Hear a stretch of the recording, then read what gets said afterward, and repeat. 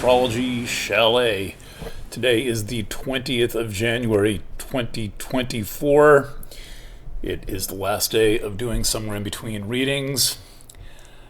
I'm doing the 23rd and 24th of them today.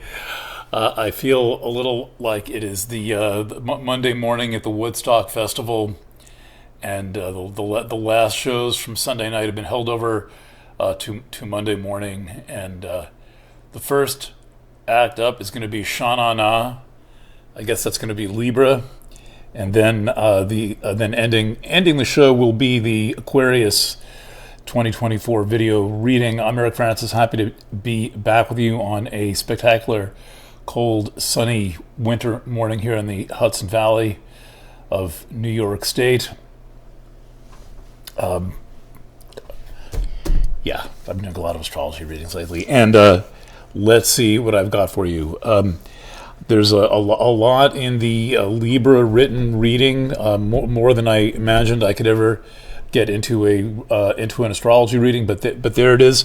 I have not reread that reading, so this is a de novo look at your chart. I'm just going to basically sum up what I see happening there, and probably emphasize different things than I did in the written reading. For those of you who are wondering how to reconcile your sun sign and your rising sign readings, I would not worry too much about the technicalities of the astrology.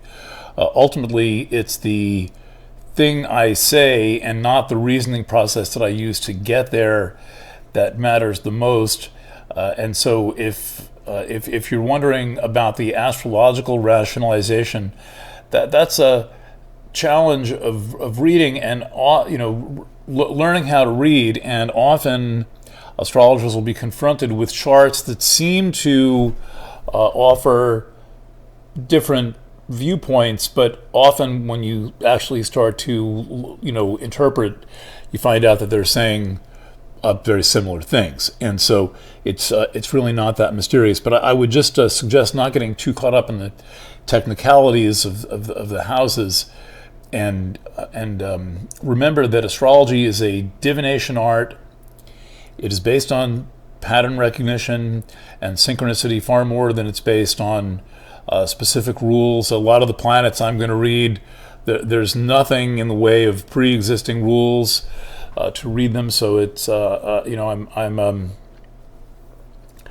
wouldn't say that I'm making it up as I go along, but that's what all writing is ultimately, right? You stick to the facts. That's one thing. So the facts are in the chart. So apropos of that, what I am reading in this reading is your solar chart. It's the chart for the sign and not the person.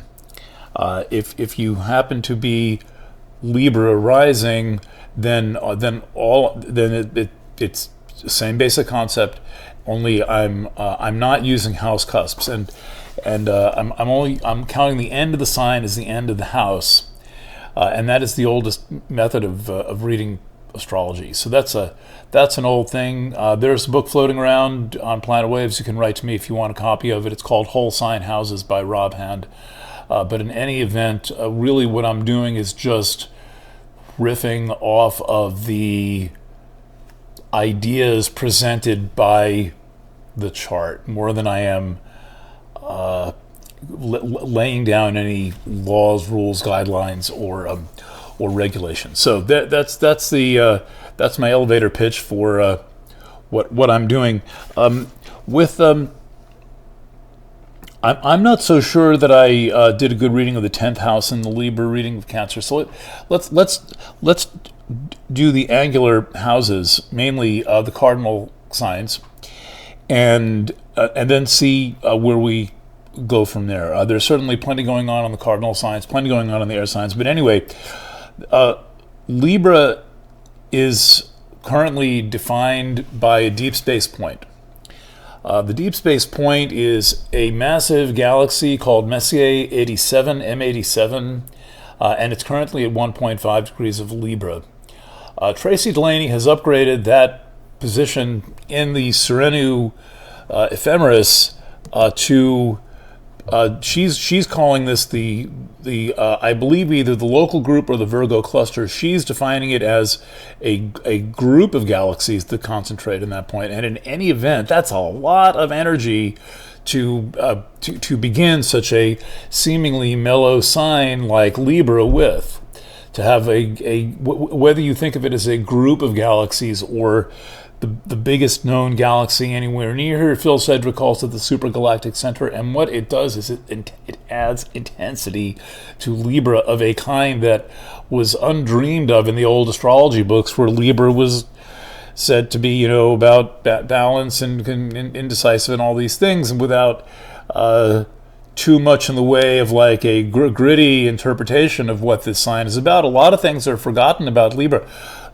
The fact that Saturn is exalted in Libra is all but forgotten by contemporary astrologers, so far as I know. I don't read that much astrology, but the exaltations are really important, and Saturn is a very important commentary on the nature of Libra, because it talks about the disciplined nature of Libran energy, which is what leads to the ability to do the kind of creative things that you are capable of doing, that require long-term commitment and that require the full application of your mind, and that require more than just the appreciation of beauty.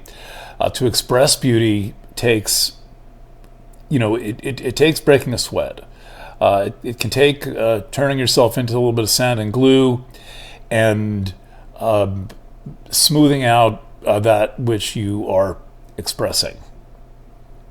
So with that in mind, my point is that Libra is not what you were told, and it's not what we were told.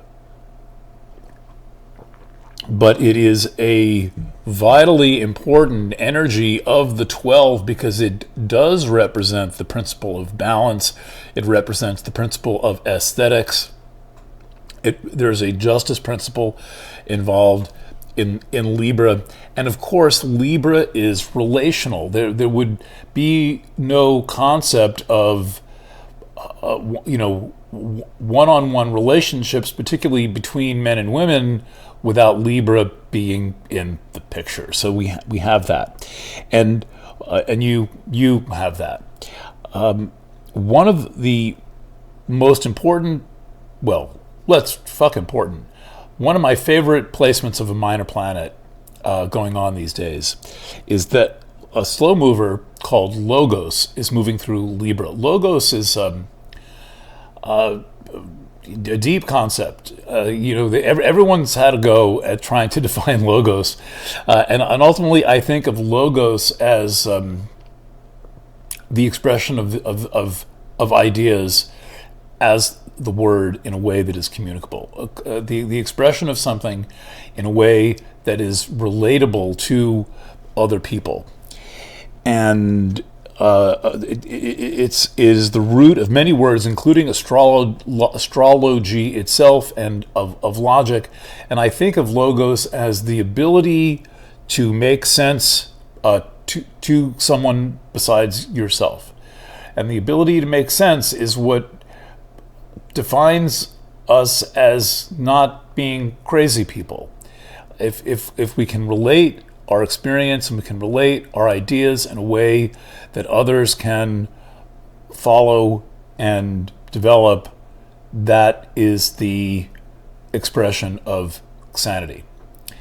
And where Logos appears in one's chart, it's always going to be where Libra is right now, is I'm saying this is the place where we need to find the language.